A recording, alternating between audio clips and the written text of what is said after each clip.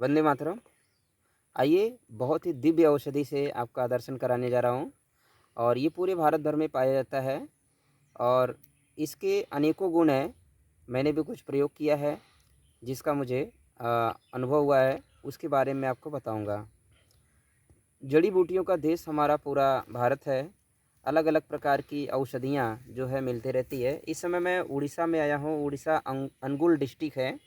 मैं वहाँ पर आया हूँ, एक आश्रम में हूँ और आश्रम में बहुत सारे जो है पेड़ पौधे जड़ी बूटियाँ यहाँ पर लगी हुई है।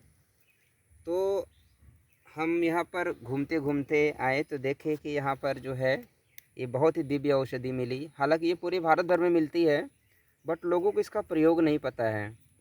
तो चलिए मैं इसका नाम बताता हूँ और आपके क्षेत्र में किस नाम से जाना जाता है आप ज़रूर बताएं। इसका नाम है लाजवंती, लजालू, शर्मीली, छुई मुई। लजालू शायद इसलिए नाम पड़ा है कि इसको जब कोई हाथ लगाता है तो देखिए, जैसे हाथ लगाएंगे ये शर्मा जाती है, इसीलिए इसका नाम शर्मीली है। इसीलिए ये देखिए, कोई पत्ता छुएंगे ये जो है एक अजूबा टाइप है। मतलब ऐसा किसी पेड़ में बहुत ही शायद कम देखा जाता है जिस तरीके से इस पेड़ में देखा गया है। और जिस तरीके से इसका नाम है उसी तरीके से इसका गुण भी है। इसका जो विशेष गुण है संकोचन, इसका जो विशेष गुण है संकोचन। शरीर में अचानक में कोई आई हुई वृद्धि, जैसे सूजन वगैरह हो गया, अचानक में किसी भी टाइप का जैसे वृद्धि हो जाती है, चोट लग जाता है, फोड़े फुंसी हो जाते हैं, तो ऐसे जो भी दिक्कतें आती है। इसके अलावा ये जो है महिलाओं की विशेष औषधि बोला जाता है। महिलाओं की विशेष औषधि इसलिए बोला जाता है क्योंकि ये महिलाएं महिलाएं जो हैं बहुत ज़्यादा इसका प्रयोग करवाते हैं। हम लोग प्रयोग करवाते हैं ज़्यादातर। तो ये संकोचन का काम करता है। जिन महिलाओं के जो स्तन हैं ढीले हो जाते हैं, स्तन ढीले हो जाते हैं, लटक जाते हैं, तो उनको चाहिए रहता है कि मुझे वो फिटनेस बना रहे। तो ये उनके लिए बड़ा विशेष औषधि है। इसके जो है पंचांग, पंचांग मतलब ये पूरा कम्प्लीटली पेड़ का जड़ सहित आप उसको लेना है, या फिर ऊपर का तना पत्ते ले लेना है। इसको जो है पीस करके जहाँ पर भी सूजन है, जहाँ पर दर्द हो रहा है, वहाँ पर आप जो है इसका लेप करिए। ये गठिया की बीमारी भी दूर करता है। जिनको गठिया वात की बीमारी है या जोड़ों में दर्द वगैरह है, वो सारी दिक्कतों को बहुत अच्छे से ये दूर करता है लाजवंती। और भी इसके बहुत सारे प्रयोग हैं। मुझे कुछ प्रयोग मुझे पता था जो मैं प्रयोग करवाता हूँ, उसके बारे में मैंने आपको बताया। तो ये जिनको भी संकोचन का काम, महिलाओं की ये औषधि है विशेष। तो महिलाएं जो है जिनको जहाँ पर भी संकोचन का काम करना है, ढीलापन आ गया है, उस सभी जगह पे आप जो है इसका इस्तेमाल कर सकते हैं। तरीका जो मैं आपको बता देता हूँ, इसका जो तरीका है, रात के टाइम पे सोने से पहले आपको जो है इसका पेस्ट बना करके आपको प्रयोग करना चाहिए।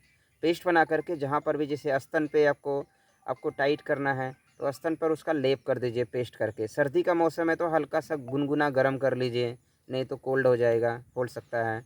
तो आप देखेंगे 15-20 दिन में ही आपको बहुत ही चमत्कारिक तरीके से आपका जो है लाभ आएगा और वो आपकी जो ढीलापन है वो दूर हो जाता है। इसको उबाल करके इसको पिया भी जाता है, इसका काढ़ा बना करके पिया जाता है। पीने से गठिया की बीमारी अगर किसी को है, जोड़ों का दर्द वगैरह है, किसी भी टाइप का फोड़े फुंसी वगैरह हुआ है, तो उसमें जो है ये बहुत ही लाभकारी है। तो इसको पी भी सकते हैं, सुबह दोपहर शाम 3 टाइम पी सकते हैं। मात्रा अगर ताज़ा है तो कोई ज़रूरत नहीं, आप ऐसा थोड़ा सा लीजिए, उसको उबाल के पी लीजिए। अगर पाउडर फॉर्म में है तो एक एक चम्मच जो है आप ले सकते हैं। और छोटे लोग हैं तो कम मात्रा में लीजिए। मात्रा अपने शरीर के अनुसार डिसाइड किया जाता है, बीमारी के अनुसार डिसाइड होता है। ये एक बेसिक सा जानकारी जो मेरे पास था वो मैंने आपको बताया। तो आप इस लाजवंती का प्रयोग ज़रूर करिए और प्रयोग करके धीरज भाई को अपना अनुभव भी बताइए, ताकि उस अनुभव के आधार पर हम आपको, मतलब दूसरे लोगों को ये जानकारी हम और बढ़ा सके। इसका आपके पास में और कुछ इसका उपयोग रहेगा तो वो भी ज़रूर बताएं, ताकि हम लोग जो है इसको पूरे भारत भर में इस ज्ञान को फैलाने का काम करेंगे और लोग जो हैं अप्राकृतिक दवाओं से बच करके अपनी इन जो औषधि पौधे हैं इसके माध्यम से वो अपना उपचार कर सकते हैं। कितना ही सरल है, आपके इस छोटे से उपचार के माध्यम से आपका पैसा बच सकता है, आपका शरीर सुंदर हो सकता है। पर कब होएगा? जब आपको पता रहेगा तब होएगा। तो ज्ञान को बढ़ाना है और अपने ज्ञान को, नॉलेज को बढ़ा करके आप जो है इसका फ़ायदा ले सकते हैं और वो फ़ायदा जो है जब आपके पास नॉलेज हो जाएगा तो दूसरों लोगों को भी दे सकते हैं।